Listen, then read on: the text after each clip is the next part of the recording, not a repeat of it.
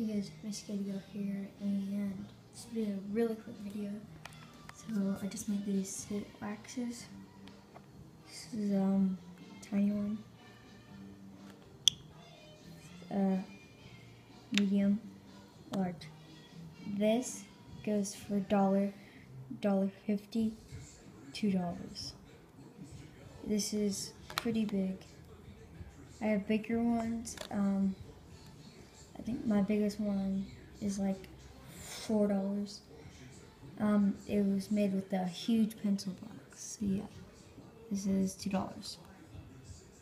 $1.50, $1. This one's pretty small. So yeah, they're all pretty hard.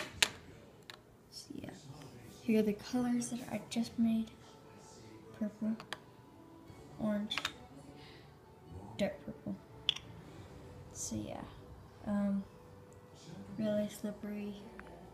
Yeah, they work great. So peace.